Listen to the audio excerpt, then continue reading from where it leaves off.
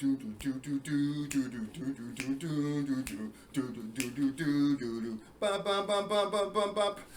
best things in life are free, but you can give them to the birds and bees. I want money. Ooh, that's what I want. That's what I want. That's what I want. That's what I want. Yeah. I was going to do a subscriber celebration at 30, but we have a huge problem, folks. Huge problem. Yesterday's Spike the Football video. Let's see. What did I say I wanted to happen? I said I wanted more views than they had at this terrible wrestling show. Well, guess what? That video had more views than any one I've ever done. I said in a 24-hour period that I would have more views on that video than they had people at that show. Even the fake number that they tried to get out early of 200 fans when they only had 50 to 60, we had more views than that, folks. 350. I remember about a month ago, people were making fun of me. He's only got 100 viewers, and he's only got 17 subscribers. Well, 350 views in 24 hours. Thanks, everybody, for watching and loving to sip the tea with me. And the subscribers, this is my daughter Elena, subscribers went up to 44. So that's what we were celebrating with them dollars. 44 subscribers.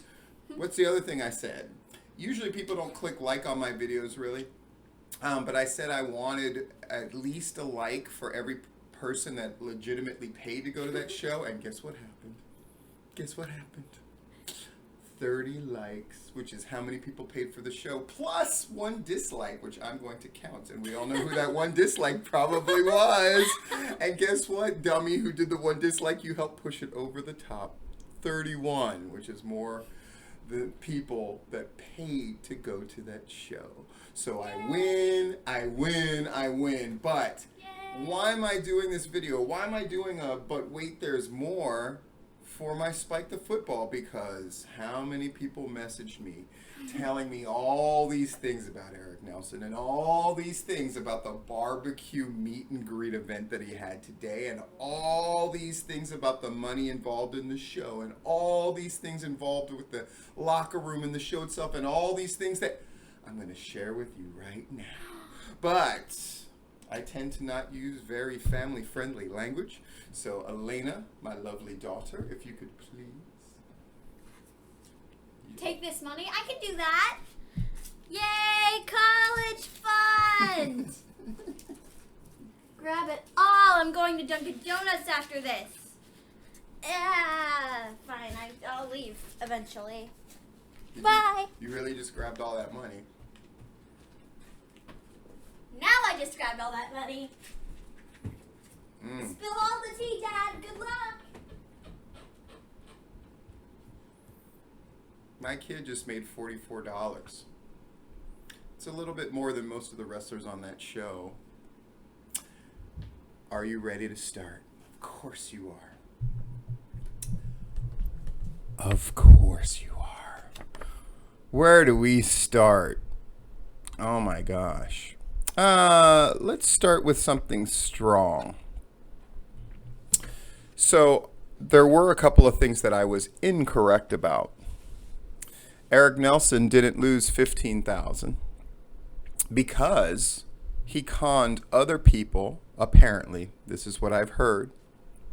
But I had it confirmed by 2 or 3 people at least, this particular item. He conned other people into paying for the legends.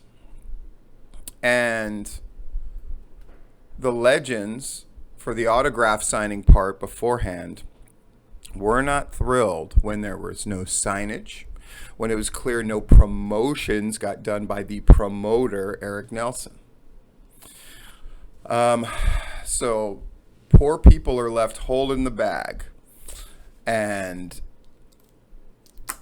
again, part of the problem with guys like Eric Nelson and promotions like Stranglehold, and I need to make this crystal clear, was I incredibly brutal yesterday? Yes. But was I right? Absolutely.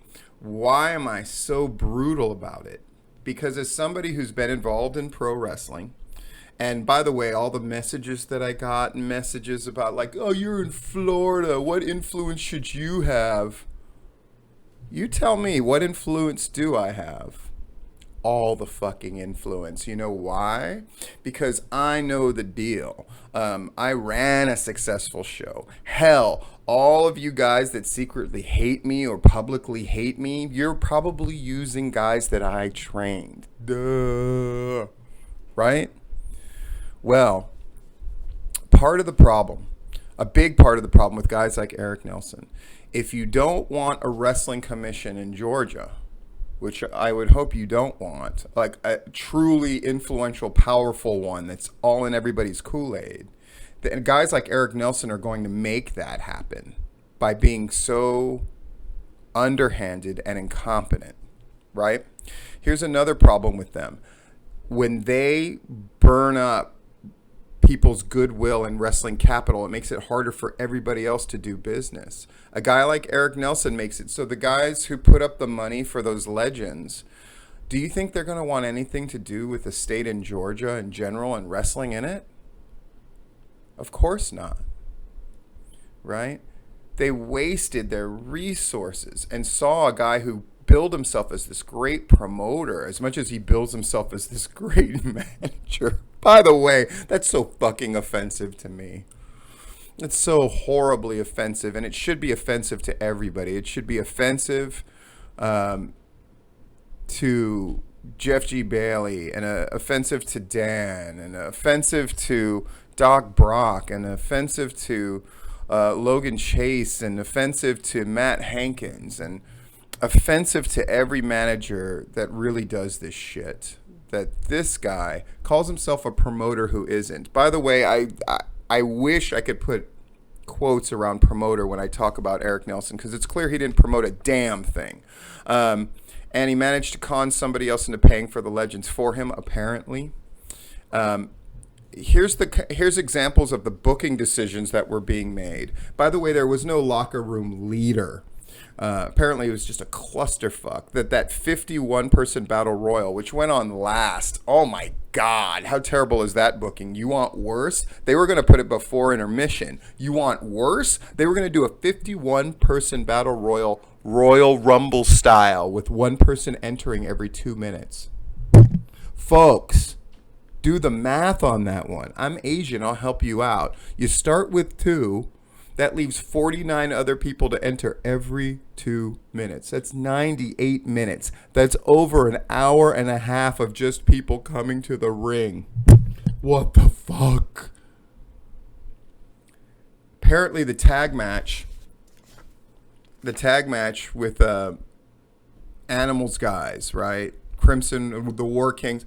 Gangrel's partner apparently was the shits. Just so awful. This like dude love freaking reject guy was so awful that when the match was done, everybody else just got up and left. And then they chewed that guy out backstage, and then they were fighting backstage about how awful this guy was.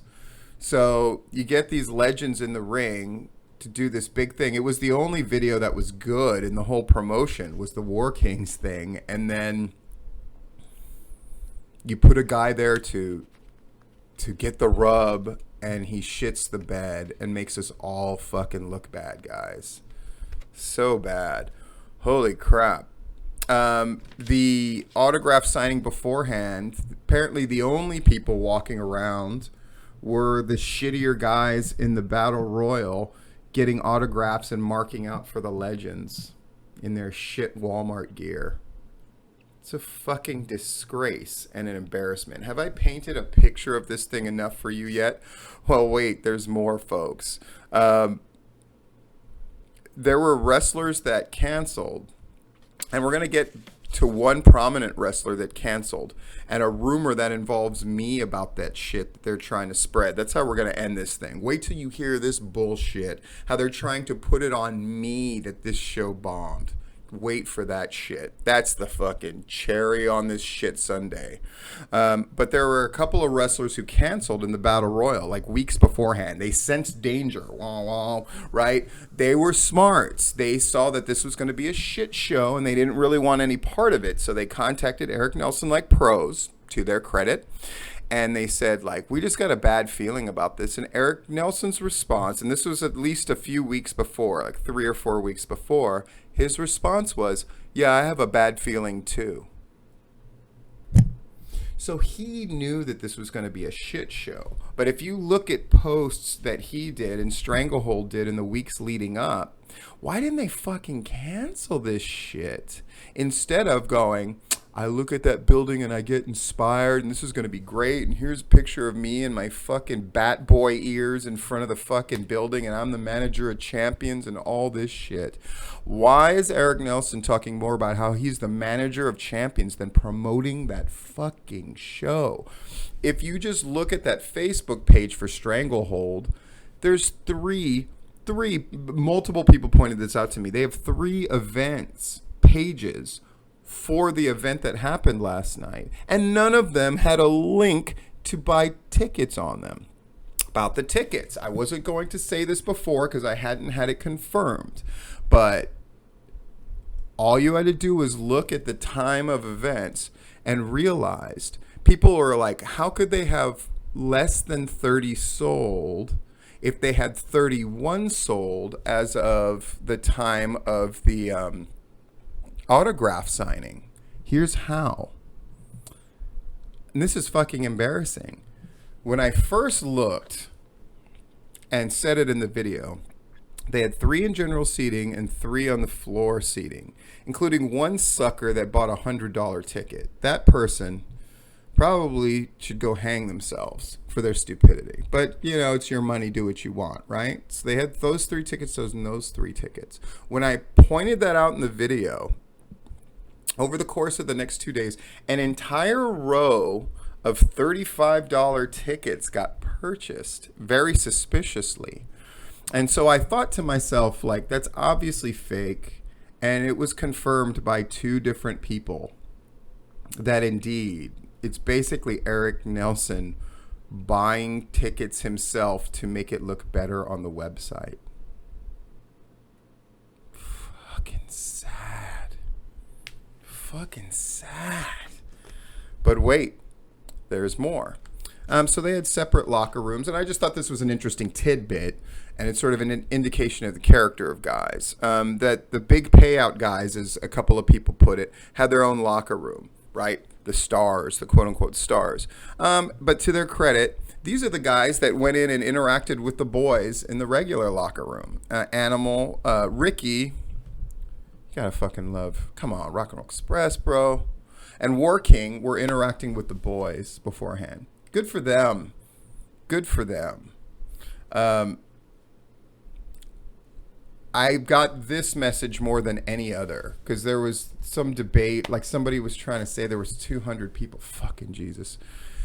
This is from wrestlers that were on the card. This is from people even trying to defend Eric Nelson. The highest number that I saw, again, was 75 originally, but almost everybody said, nah, man, 75, are you crazy? 200, they laughed. They were like, there was 50, at most 60, period. Yeah. And more than half of those didn't pay. It was all friends and family, folks. And then a few curious onlookers. Man. Of course, this part is totally predictable. The locker room was a clusterfuck. It was completely unorganized. And the few wrestlers that I saw that tried to defend the event of like, I got to meet legends and I got paid. By the way, is this a coincidence? The 3 wrestlers that I saw who were total fucking shitbirds, who were defending that show, all of them spelled paid, P-A-Y-E-D.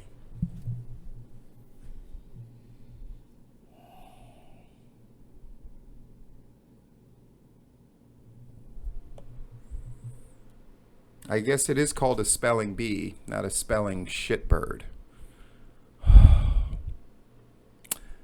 let's get to the last thing.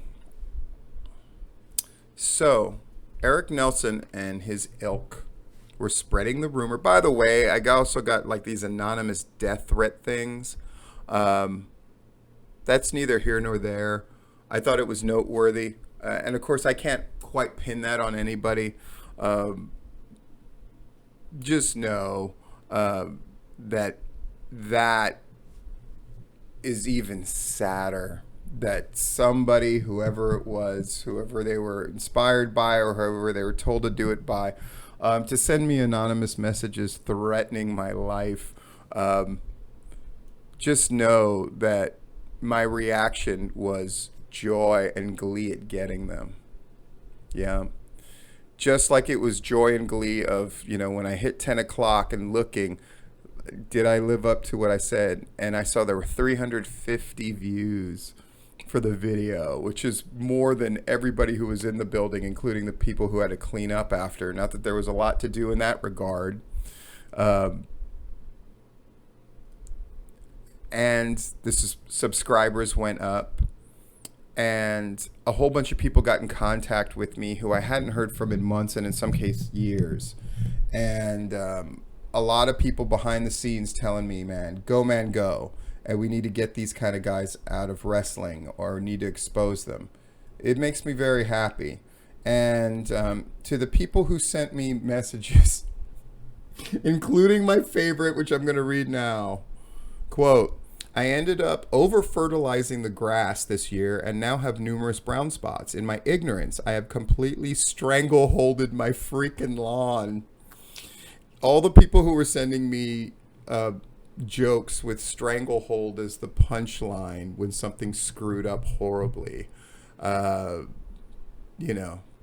Phoenix, strangleholded in the theaters and that kind of stuff that I kept getting. I just know that you made me laugh. All the people who messaged me to give me more information, I appreciate it. By the way, heard indirectly from one person, but directly from somebody, as far as they had like an autograph thing at this barbecue joint today, and it was two people who were there interacting with the legends.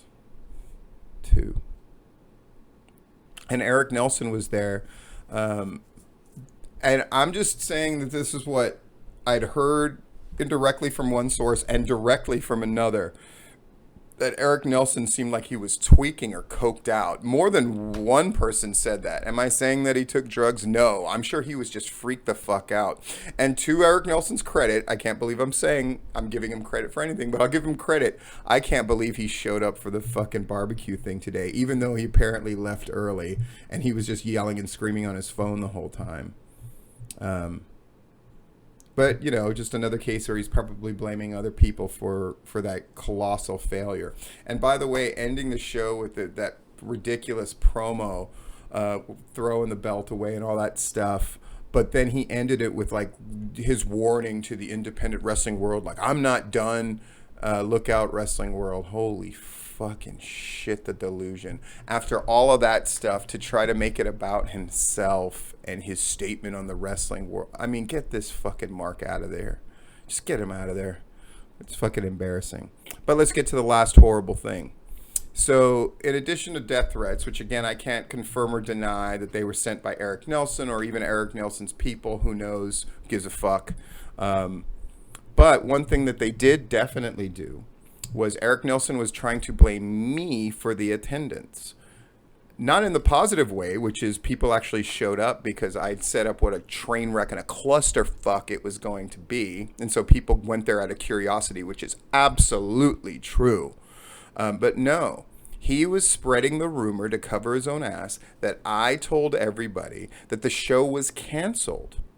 And it was the reason that Glacier canceled. What a fucking lie. Folks, and be honest if you're listening to this, would you have even known that show was going to exist if I didn't say that it was happening? No, because they did such a good job promoting, right? I'll just address it directly. Did I ever put out the rumor that that show is canceled? No. I couldn't wait for that show to go on. Are you kidding me? Look at everything that's happened since then. I couldn't wait for that guy to eat shit. And that's exactly what happened. But for them to try to cover their ass saying it's my fault that attendance was bad when he knew 3 weeks to 4 weeks out that he was fucked by his response to those wrestlers who canceled. What a piece of shit. What a piece of garbage. And you know, a bunch of the people, and there were a lot, folks. I've never had this many people contact me with information about somebody and stories about what happened. And the prevailing thing was, thank God you put this video out. You were right on the money. I don't know how you knew so much about what went on. How I know is people I trust tell me. But more than that, it's just common sense. Of course I knew it was going to be a fucked up affair. But to try to put it on me, that I said the show was canceled, and that's why. I didn't say the show was canceled. On the contrary, I couldn't wait for it to happen. People need to see the mistake so it cannot happen again. People need to see the mistake so it cannot happen again. The death of the tax return promoter. That's my goal. And it's going to be a great test. I suspect that Eric Nelson at some point is going to run another wrestling show. Out of sheer stubbornness. There have been any number of promotions, even just to show me up, that just kept going. It's insane, but it happens. Here's the test. When he does a show again, and I'm talking right to the boys, because this channel is for wrestling people. If you haven't figured it out by now, I don't give a fuck about a wrestling fan. If they want to listen so they can get a little taste of the inside, fine. But I don't give a fuck about a wrestling fan. Sorry if that's brutal. Sorry if nobody else speaks that way. I speak that way. I don't give a fuck about a wrestling fan. This channel is for me. It's for the boys. It's for the women that are fucking doing this shit. It's for promoters, and it's everything else. But I'm talking to the boys right now. And by the way, there was other shit about that show that I didn't even really get into. Like, the women's match was described to me as two people going through like set routines and drills that you would do in training and doing it badly. I mean, fucking shit's embarrassing. It's a disgrace to women's wrestling, to fucking men wrestling, and all the rest of it. You know? But who's going to show up for Eric Nelson's next show? Isn't that the real problem? I said it before. It's the reason I had the boys at number 1 at my 10 things I hate about Georgia wrestling list. Because it's the boys who have the power to influence and the boys who have the power to make things right. Why are great wrestlers like AC Mack in that fucking battle royal? Is that brutal for me to say it? Yeah. It's the truth, though. This is my appeal to the boys. Do better. And when something's a shit show, and you know it's a shit show, kudos to those fucking wrestlers who bowed out early. Kudos to Glacier to be like, I don't want to be a part of this fucking shit. You have the power. And if a show is shit, quit backing it up. Let the shitbirds live in the shit nest. All right? If you're one of the boys that has actual credibility, you're not helping by going on shows that are clusterfucks. Nobody took the reins to be the locker room leader, so I don't want to hear that excuse. I was just making sure that the show would be okay. No, you're showing up because it's a show. And you have to know that you have to have a currency that is worth more than that. You gotta do better. There's a shit ton of shows out there. Wait, I'm already having to take notes and keep everything straight for full disclosure on Tuesday night, because there were so many shows that happened. And there's more popping up all the time. There's ones that I don't even cover because they don't send their stuff into gwhnewsandnotes.blogspot.com. By the way, if you're one of the new wrestler people that have become friends with me through the video, that you're part of the Battle Royal and you hear me, send your shit in. I'm not expecting every show to be brilliant. Let me make this clear and then I'm done. I allow room, as everybody should, for shows that are still in development, that shows are still learning, that shows that are making mistakes but striving to do better. Yeah. And those are exactly the shows that should be sending in there. Here's our shows that are coming up. They should be sending in announcements about their show, and they should be sending in show reports with your attendance. You should all be doing that, right? Because it means you're in the game. Does putting your stuff up on gwhnewsandnotes.blogspot.com, does that ensure that you're going to get more fans? No, not necessarily. But it puts you in the game. And then maybe Rodney is going to go to your show. Or Larry's going to go to your show. Or somebody else is going to cover your show. And then you're in the game. This phone that everybody has, probably better phones than I have. Look how many people are asking to be my fucking friend on Facebook. Awesome. New wrestling people. I love it, right? This thing is a more powerful camera than almost anybody had 10 years ago, right? Everybody can do promos. Everybody can do show reports. Everybody can do this. Everybody can get their voice out there. Everybody can try.